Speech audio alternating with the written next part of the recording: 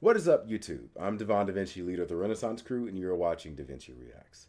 Now, the Civil War is a big, prominent part in American history. I heard one historian say that with America, there's like a trinity of historical events as far as like wars are concerned, and it's like the Revolutionary War, the Civil War, and World War II. Those are the wars that we consider the biggest pivotal points in American history. So one of those things that also, not to mention the content that relates to these things also tends to get the most attention, the most views, the most clicks, things like that. And I notice you guys really like when I cover things related to the Civil War, World War II. I haven't really jumped too much into American Revolution. Maybe I'll have to check more into that. But one thing about the Civil War that most people that study it know about is, of course, General Sherman and his, march towards Atlanta and his whole scorched earth policy and things like that. Some people talk about how it's unjustified. Some people talk about how it's justified. I've heard arguments from both sides. Personally, I'm somebody that tends to have a lot less sympathy for the Confederate Army for obvious reasons. So a lot of times it's tough for me to be sympathetic towards their cause. Now, I don't know the full details of the march on Atlanta, so I don't know if it was like something that involved women, children, things like that, so I don't know. But as far as like infrastructure and, you know, soldiers and things like that being lost is concerned, I couldn't care less personally. But with that being said, let's jump into this and see if this gives more context, and maybe it opens my eyes to why General Sherman is worse or better than I initially believed him to be. Now, let's go ahead and jump into this. Before I jump in, though, this video is created by Atun-Shei Films. I will have a link for their channel at the end of the video.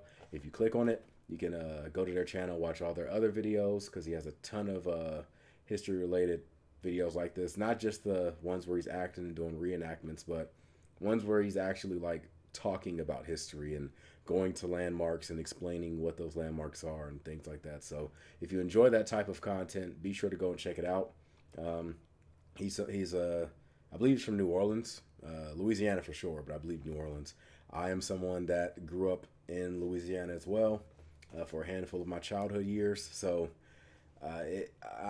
I understand where certain things are coming from, and like it just has a good feel to it. I love Louisiana. If I had the ability to, I would go back. But with that being said, let's jump into this and see what it has to offer. So, Johnny Reb, what should we talk about on this episode? Black Confederates? No. The glorious reputation of Robert E. Lee? No. That whole thing about how the South only lost because of the overwhelming resources of the North? No. Slaves were happy and treated well? Ugh.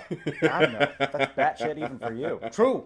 I'm a cartoon character, not an idiot. Oh, what about Sherman's march on Atlanta when he burned everything in his path?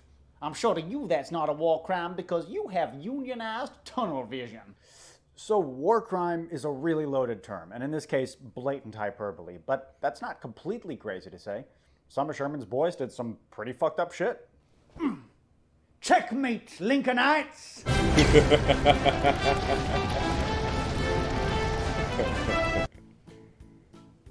I love the look What you got there, Billy Yank? Why, this is my brand new Witchfinder General t-shirt. A truly high quality With item the facial I acquired hair, at he looks like a reasonable price shaved from puppy. the Atun-Shei Films merch store. That's the man With that who shirt slapped and me. that It is? facial hair. What's that you're wearing? Why, this is my Checkmate Lincolnites t-shirt, which is currently available in both Yankee Blue and Rebel Gray. Wow, that looks really I don't know if I'll buy comfortable. merchandise Actually, from a a little Confederate, bit but it's cool. scratchy. I don't know about the... It's incredibly comfortable. Well, I couldn't be happier with my purchase from www.teespring.com/store/Atun-Shei Films. That's right, Johnny. At teespring.com/stores/Atun-Shei Films, you'll find shirts, hoodies, mugs, even I like the phone art cases style of the featuring witch, your favorite characters and inside jokes the from the Witch channel. Hunter Each item features thing. It classy has, like, the original same artwork that aesthetic you as won't be drawings embarrassed back to then. wear out in public. And that's not all. Order before midnight Central American time tonight and get 10% off your purchase with the promo code Uncle Billy. Subtle. What value? But my generous Subtle, very patrons get the subtle. best deal of all. For the foreseeable future, $5 or more Is that patrons an get American holding 25% a off with a secret German promo gun? code visible only to them. That's an The hell is this, incredible Call of deal. Duty? I know! Go to www.teespring.com/store/Atun-Shei Films now and you get a piece of history shipped right to your door. Who would wear this? How embarrassing. Wait, who are we going to talk about again? Sheridan, right? Wasn't it Sheridan? Slocum? Sickles. Sherman. That's right. You gonna talk about the mean? You missed a How button. could I I don't know not if talk that's about the intentional or not. Oh, way down south in the land of traders, rattlesnakes and alligators. I'm looking at some of these memes. Hold on. wait. Okay. If you say heritage, not hate 3 times, William Sherman will appear and burn your fucking house down. Down south in the land. Let's go. I prefer the real Confederate flag. I said the real Confederate flag. Perfection. That's a joke. Obviously that's the French flag. Of traders, I triggered somebody. What's one thing you shouldn't say to a Southerner in the United States? Sherman did nothing wrong. Yes, he did. rattlesnakes and alligators. If you don't like it, why don't you go back to your country? Oh, that's right. It doesn't exist. Ridiculous Yankee lies, celebrating a man who brought untold suffering on the South. Come on, man, that's not fair. The memes are clearly tongue-in-cheek. You know how you guys consider Stonewall Jackson to be like the embodiment of Confederate big dick energy? Well, it's the same with us and Sherman. It's not so much a celebration of Sherman himself, but more our idea of Sherman. A fiery force of patriotic nature that kicks slave owner ass. And unlike you guys, we understand that distinction. In many ways, Sherman was absolutely awful. We don't have to delude ourselves about him like you do about Jackson and Lee. Even if that's true, you don't have to go very far into our Sherman posting to see all kinds of drivel insulting modern-day Southerners. Or What did it say? Republicans in 1865. I just shot 60 slave owners. Republicans in 2020. I can't sleep without my Robert Lee body pillow. Southerners. Well, there's literally a community rule in that subreddit that forbids pointless South bashing. What about the other Sherman meme groups on Facebook and elsewhere? What about your own fan base? Are you going to deny that there's an undercurrent of anti-Southern, anti-rural prejudice among the so-called Union Gang? All right. Well, like I said, I don't have a problem with the South. I grew up in the South. Like, up until I moved to Ohio, every state that I lived in was in the South. The furthest north I had been at that time was Virginia. But I find a lot of stuff in regards to the South quaint, like the accents. I love the accents. At least the accent like he has right now. I don't really like the stereotypical dumb Southern accent. It sounds dumb. I love the music. I love the food. Oh my God, the food. You cannot beat the damn food. The food in the South is just... I mean, they cook so damn well. I seen someone cooking a damn alligator and they made it look good. I don't know how they did it, but they made it look good. Like it made me go like, oh, I might want to try some of that. It's just weird. But yeah, they can cook the hell out of anything. That's where a lot of culture in Black history comes from in the South, in regards to like our food and our dancing and music and just everything just comes from the South.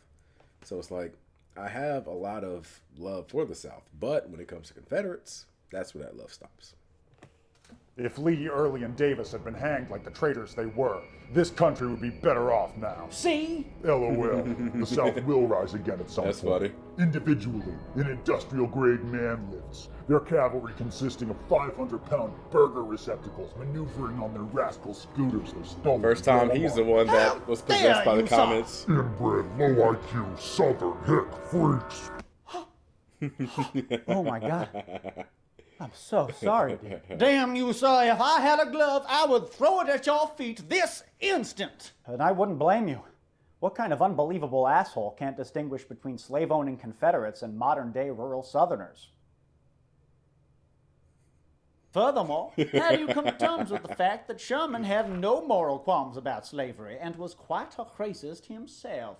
His problem with us was that we declared independence. Leonard Skinner. Not that we That's all I gotta supported say. slavery. I mean, states' South rights. wins on that. That's true. Sherman lived in the South for years prior to the war and wasn't particularly anti-slavery. He did think that it was an inefficient and outdated labor system, though, and thought it was pretty much inevitable that slave states would be overwhelmed by a coalition of free states in Congress. He probably had a point. Exactly. Should the South have won, slavery was on its way out, collapsing under its own weight. Would have ended anyhow. That's certainly a valid what-if scenario, but there's less evidence for it than you might think. Yes, certainly, slavery was on the way out globally, and abolitionism was on the rise. But I actually think that makes the Confederacy look even worse and more reactionary, because you can't simultaneously make the argument that slavery would have gone away on its own and we can't judge the Confederates for keeping slaves because that was the norm back then.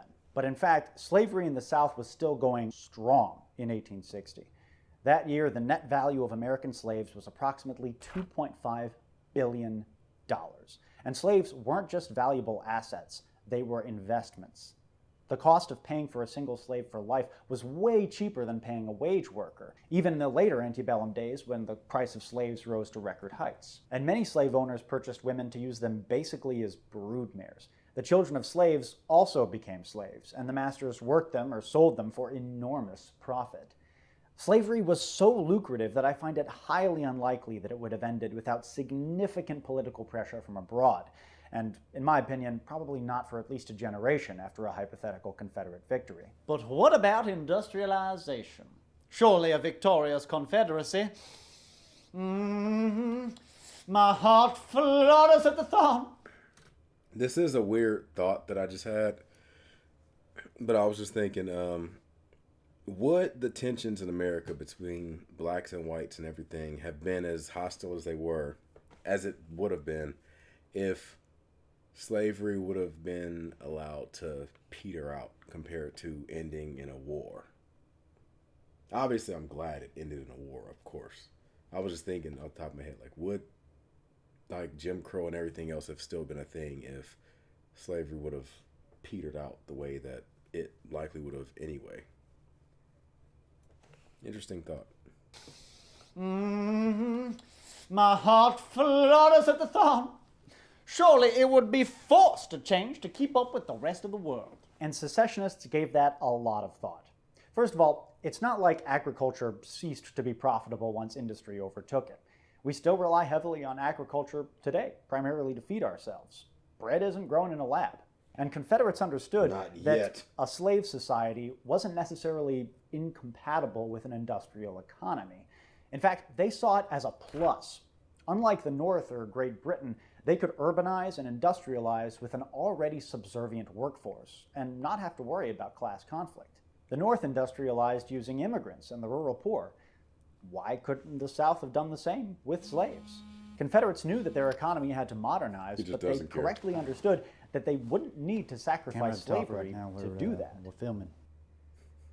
In their public discourse, speeches, editorials, and pamphlets, the planter class placed much less importance on their Jeffersonian agrarian ideals and much more on them gaining economic independence from the North through internal industrialization. And they believed the best way to do this was through the directive of the state, not private interests. I was too distracted. As we talked about before, the Confederacy was way more centralized. Has than anybody most people heard give what it he credit said so for. far? And there's ample evidence to suggest that in the event of a Southern victory, the Central Confederate government would have become even stronger, as it directed private interests to create economic and industrial power that would effectively compete with that of the North.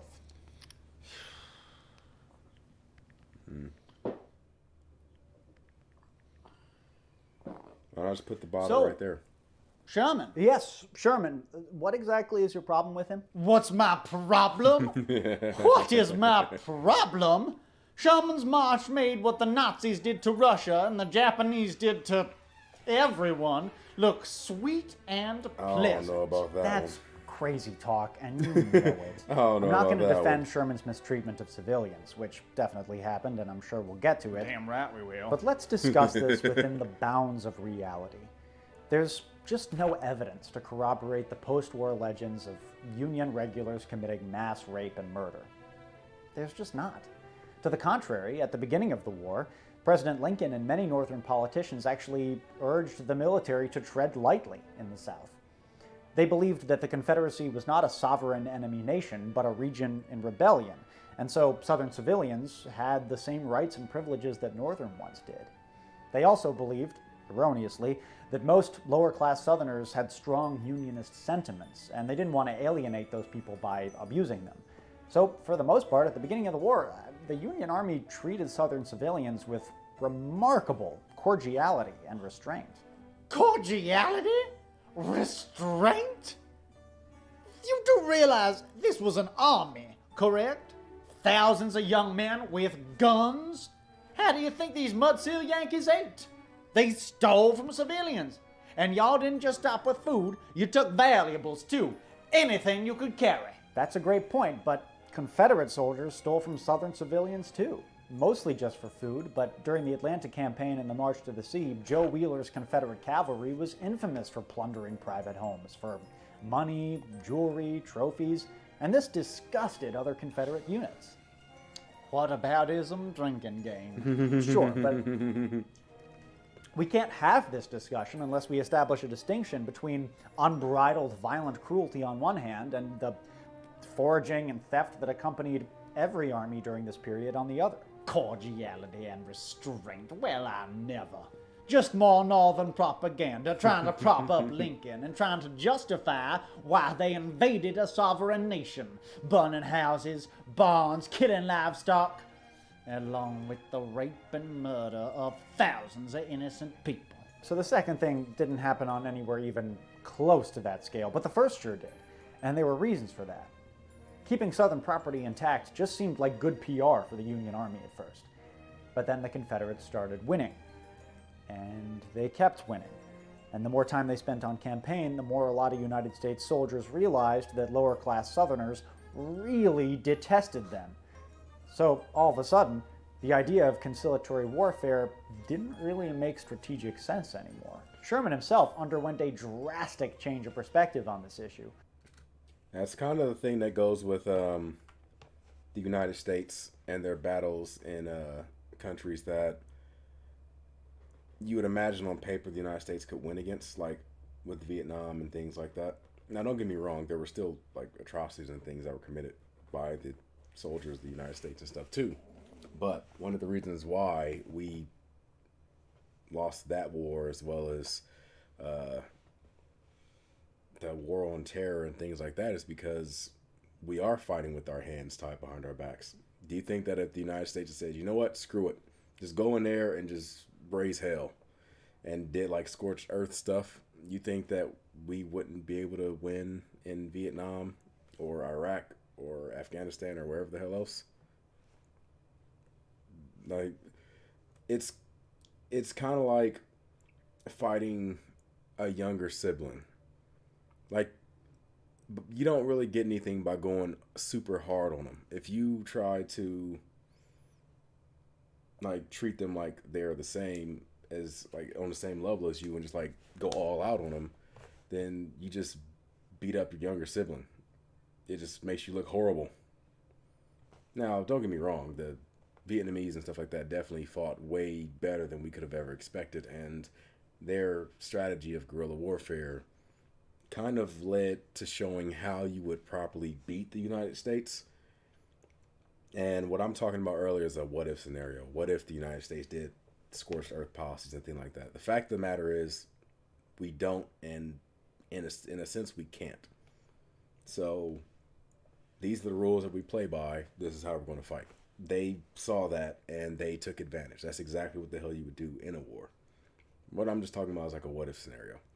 If the both of the countries were in a vacuum where he didn't have to worry about geopolitical influence and pressure and all this other stuff and trying to keep your standing in the world, I guess, then it was like an all-out one-on-one fight.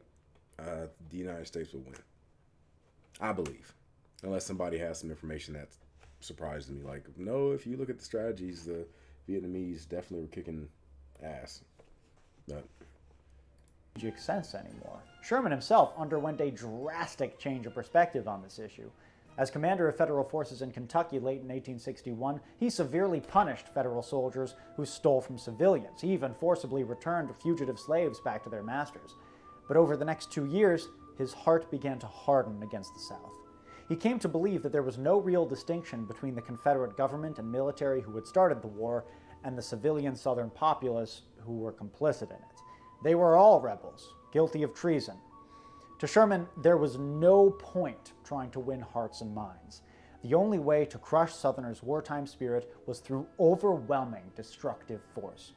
By November of 1863, Sherman believed firmly that it is none of our business to protect a people that has sent all its youth and arms and horses like and all that is of any account to war against us. The people have done all the harm they can, so let them reap the consequences. That's right. He advocated total war tactics against the South, directly targeting homes. that's misleading. Hiroshima and Nagasaki were examples of total war. Total war, by definition, is the most horrifying and extreme method of warfare possible. Sherman was ruthless. Yes, he was hard-handed. But he wasn't indiscriminately violent. There's a distinction there. Besides, the concept of total war didn't even exist in the 19th century. Give it a name. Scorched earth, hard war. Don't it more or less describe the same thing? The fact is, Sherman cut a swath of destruction and terror from Chattanooga to Atlanta, from there to the sea, and up through the Carolinas. That is historic fact. No doubt. A shocking and unprecedented display of violence from the meddling Yankee. To be fair, most of Sherman's soldiers spent the entire march to the sea either, marching or in camp. It was the bummers, those stragglers and foragers on the outskirts of the army, who truly lived up to the lost cause stereotype of the rampaging, pillaging Union soldier. They burned empty houses and looted inhabited ones. They taunted, robbed, and insulted Southern civilians, rich and poor, black and white.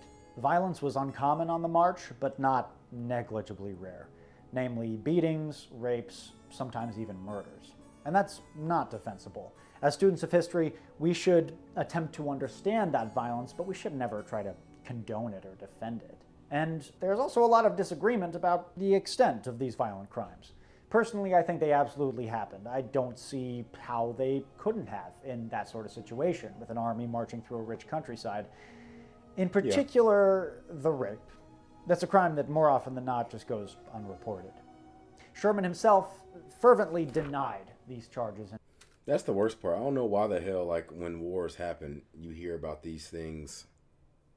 Like, usually in World War II, it's always, like, that's what my mind think of when I think of, like, the rapes and everything else. It takes me to World War II because you had the Japanese committing it in China. You had the Soviet Union committing it in Berlin. And it's like, and obviously I'm sure there were more than just those two countries, but those are the ones that tend to get the spotlight. But it's like, just because you're in a military uniform or just because you're part of the army, what's going through your damn mind? If I was in the military and I heard that some stuff like that was going on, I would believe that the person that's doing it is like mental or like has like the mindset of like a serial killer. Like you have a gun and some power, and now all of a sudden you think you can just commit whatever the hell you want. That makes no damn sense to me whatsoever. Like, why why would you?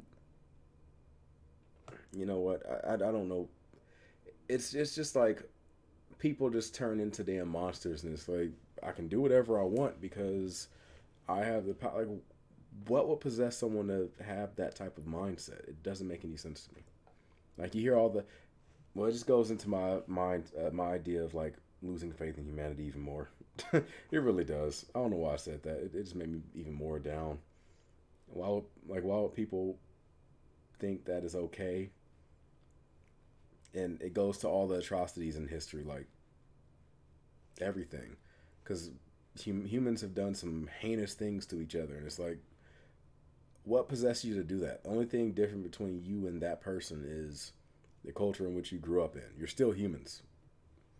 Like you have the same blood as them. You have, like, when you look at a tree, they look at a tree, and both y'all see the same damn thing. It's not like one person is this completely different being that perceives the world in a completely different way. No, y'all are the exact same. Goes unreported. Sherman himself fervently denied these charges in his memoirs, though I don't entirely believe him. No doubt many acts of pillage were committed by these parties of foragers, usually called bummers, for I have since heard of jewelry taken from women and the plunder of articles that never reached the commissary. But these acts were exceptional and incidental. I never heard of any cases of murder or rape, and no army could have carried along sufficient food and forage for a march of 300 miles, so that foraging in some shape was necessary. The country was sparsely settled, with no magistrates or civil authorities who could respond to requisitions, as is done in all the wars of Europe, so that this system of foraging was simply indispensable to our success. And you know, it's important to note that the viciousness of Sherman's march didn't really surprise anyone at the time. Well, it probably surprised its victims. There are lots of scary Sherman quotes, like, "War is cruelty, war is hell," but less well known are the similar sentiments that were advocated by people on both sides since the beginning of the war. We have this idea, this romantic notion that men who fought in the Civil War did so reluctantly, citing these lofty goals like unity or state pride. That's certainly how that generation wanted to see themselves. Gentlemen warriors fighting a civilized conflict. But scratch the surface and you will find a much more ugly and viciously sectarian truth. In April of 1860... Also, one more thing, just a quick correction. A long time ago I said that World War II was the deadliest war in American history. I don't know why the hell I said that. I think I was thinking of in world history, because I know that the Civil War is the bloodiest war in American history. Like, I don't know why the hell I must have been confused or something. I don't know why I said that. Like, I absolutely know that the Civil War was the bloodiest. Much more ugly and viciously sectarian truth. In April of 1861, a prominent judge from Wisconsin gave a speech in which he said, "The Union Army must restore New Orleans to its native marshes, then march across the country, burn Montgomery to ashes, and serve Charleston in the same way. We must starve, drown, burn, shoot the traitors." And that was by no means an unpopular opinion among your rampaging Yankee soldiers. Many Northerners spoke openly of exterminating the people of the South and civilizing the Confederacy as though it was some sort of southward manifest destiny. And when the brave women of our fair South dared resist them, lying Lincolnites and dirty blue bellies inflicted unspeakable suffering upon them and rejoiced at their misery.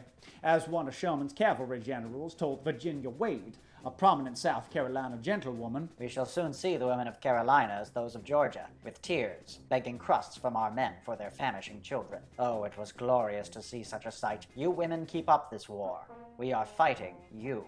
Yeah, that's pretty fucked, though we may want to mention here that rich Southern ladies were probably more vicious in their hatred for and condemnation of Union soldiers than their Confederate husbands were. "You're justifying it." Not at all, just seeking to understand it. "I tell you, the Yankee invasion was murderous and vile, and the rights of human nature were deeply wounded by this infamous practice." Consider your own wounds, Mr. Johnny Reb, for you are its practitioner. Confederate leaders fully understood that to win the war, they would need to wage it as savagely as possible. They could never match the North for numbers, but what they could do was cause enough mayhem to convince the Northern public that Union wasn't worth the cost of war. Before he had even left the United States Senate in January 1861, Jefferson Davis promised the North that The torch and sword can do their work with dreadful havoc, and starving millions would weep at the stupidity of those who had precipitated them into so sad a policy. Confederates dreamed of laying waste to the North, even after the tide of war had turned against them. In November 1864, Confederate agents tried to burn New York City to the ground by lighting 10 fires in hotels all across Manhattan.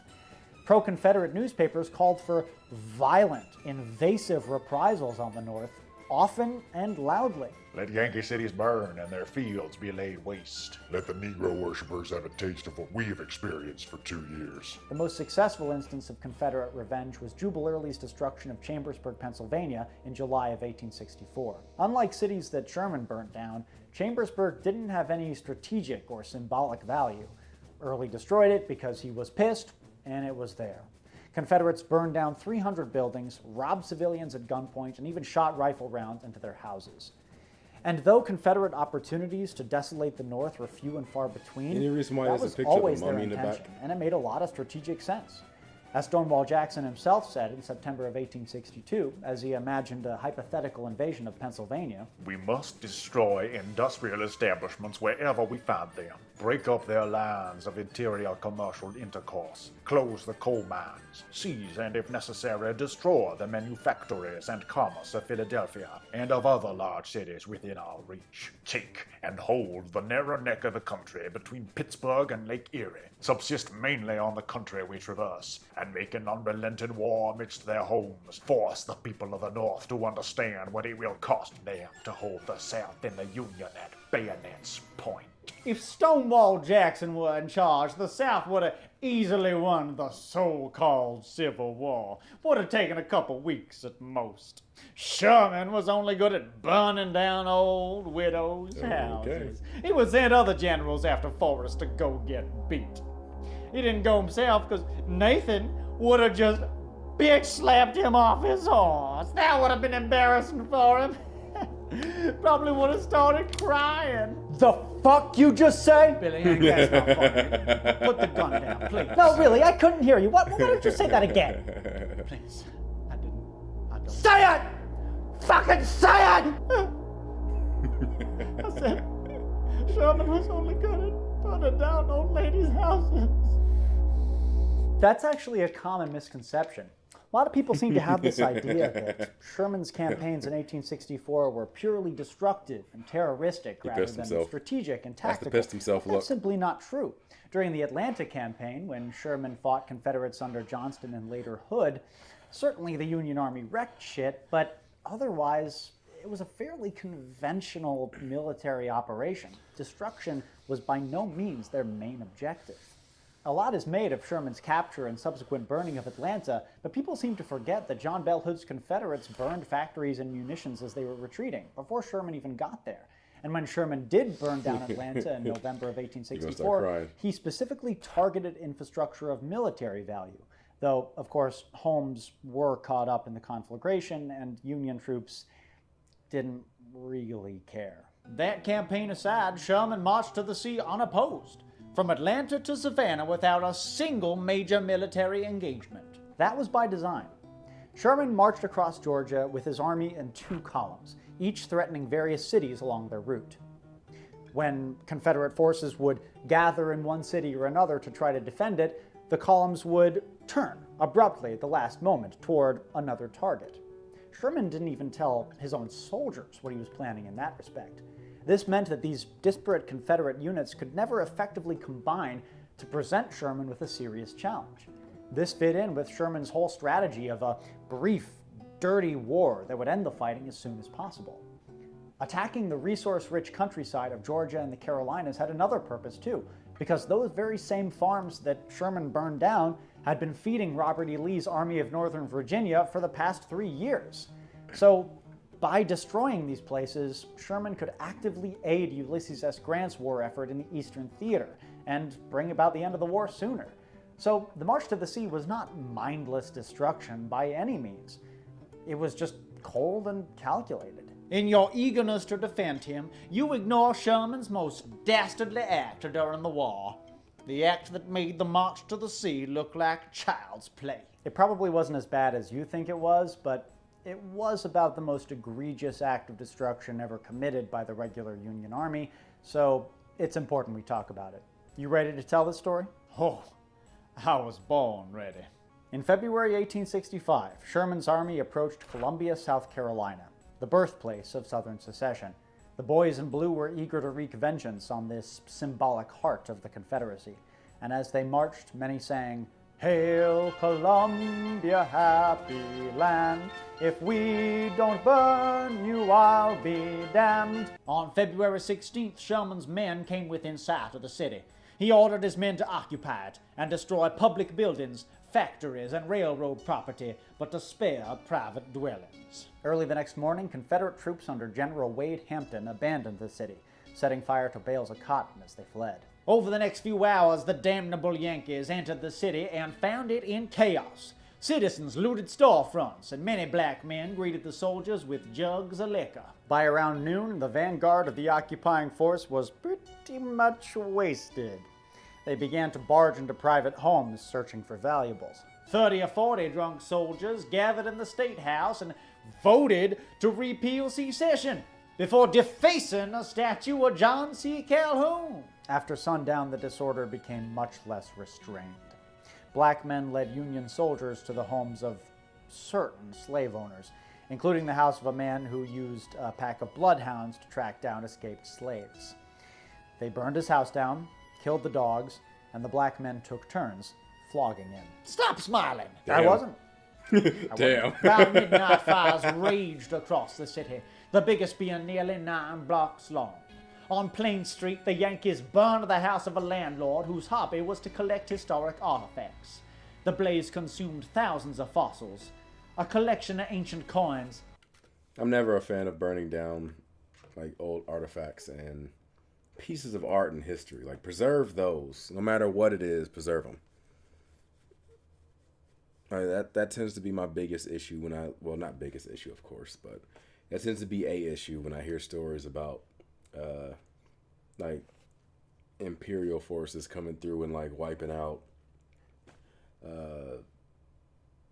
pieces of art or pieces of history from other countries, like how communist China did with Chinese historical artifacts, and how like the Germans did, and how Napoleon did, and things like that. I never could get into that. The blaze consumed thousands of fossils, a collection of ancient coins, and a series of priceless paintings. There were few murders, though women and children fleeing the chaos were taunted and threatened. Black people were especially vulnerable. At least one black man was shot dead by Union soldiers in the street for perceived impudence. No one was charged for this killing, though thousands of Union soldiers were arrested by their comrades for other offenses. At least 2 Union soldiers were shot dead by their commanding officers for crimes during the riot. As Sherman walked through the burning streets at 3 o'clock in the morning, he came across a reverend who dared to suggest that burning down a city full of women and children might not be a very moral thing to do. Sherman replied, Your governor is responsible for this. Who ever heard of an evacuated city to be left a depot of liquor for an enemy to occupy? Now my men have got drunk and have got beyond my control, and this is the result. Earlier that evening, Sherman had watched the light of the fire from his headquarters and remarked to a subordinate, They have brought it on themselves. "I gotta hand it to you, man. That is some seriously heartless shit." "See, he was a war criminal. I win. I win." So that's what that feels like. At last, my long-suffering people, the wealthy plantation owners, have won a contest against the Yankee invader. It's not much, but it's victory. They won plenty of battles. What are you talking about? Oh, I feel terrific. In your face, Billy Yank. Sherman was evil, and that's that. It's not really that simple. Oh, come on. The question of do the ends justify the means can never really be answered. I'll save that for the YouTubers who talk about philosophy. But from a purely historical perspective, Sherman was right. He broke the back of the Confederacy, hastened the end of the bloodshed and undoubtedly saved more lives than he destroyed. That's pure speculation. Sounds Not a lot like really. the nuclear attacks on His Japan. methods were effective, and the words and actions of Confederates proves it. In the month after the fall of Columbia, 8% of the Army of Northern Virginia deserted. James Longstreet's corps actually had to set a stronger picket guard in its rear to prevent desertion than in its front to protect against the enemy. And the number one cause of desertion? The news of Sherman's march and the desolation that these soldiers' families and communities had suffered at home. Among the people of the South, the desire for peace had outgrown the desire for independence. As Georgian author Eliza Francis Andrews put it, I used to feel very brave about Yankees, but since I have passed over Sherman's track and seen what devastation they have made, I am so afraid of them that I believe I should drop down dead if one of the wretches should come into my presence. Damn Yankees! Rebel Yankees! Damn. 70% did not fight for slavery, FFS. The reason you are so lost in rhetoric is verging on weird.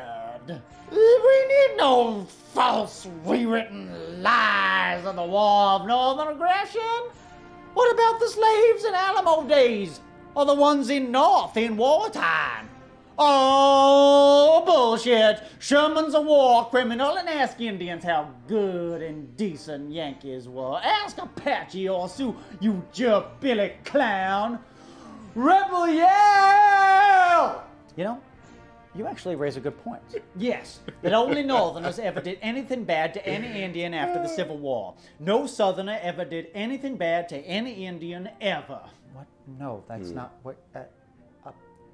So Sherman, he was commanding general of the United States Army from 1869 to 1883, at the height of the Indian Wars in the West.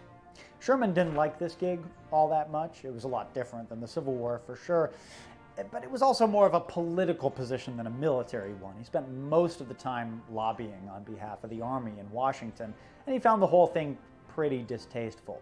But it's undeniable that he was a willing participant in manifest destiny at its nastiest. Sherman wasn't a religious man, but he did believe fervently in the promise of America as a world power. He viewed himself as an instrument of history, and just as he believed during the war that the downfall of slavery was inevitable and that these United States would become the United States, so he also believed that it was inevitable that white Americans would conquer the West from hostile natives by any means necessary. Sherman happily broke treaties and insisted that tribes become civilized, knowing full well that that would lead to their dissolution as cultures and polities. Contrary to popular belief, a lot of white people at the time were not cool with this, and Sherman caught a lot of flack from bleeding heart Easterners due to his severe Western policies. But he insisted that it was all for the national good. He believed that his career during the Indian Wars was a direct extension of his Civil War service, and ultimately it was the same struggle. In Sherman's mind, he was an agent of progress, and his justification for everything he did was to bring about his vision of a strong, united, triumphant America that would enter the 20th century. Well,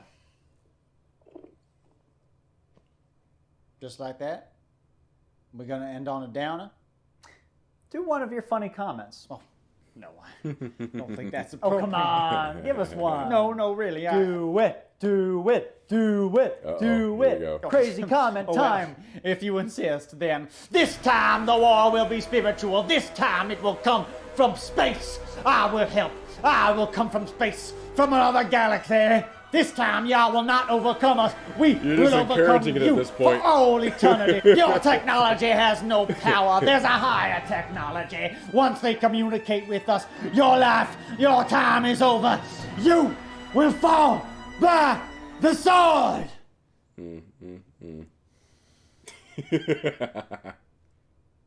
Dude, what the fuck?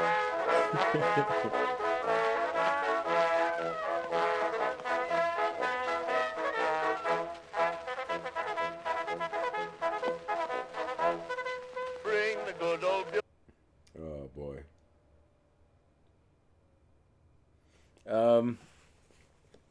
Yeah, at this point, you're just encouraging the crazy comments. Like, I imagine people probably leave crazy stuff now just for the off chance that you will put it in one of your videos. But I'm not necessarily against it. As long as if it's so batshit crazy that you can tell it's like sarcastic or tongue in cheek or whatever else, or if it's so batshit crazy people just can't take it serious, then I'm fine with that.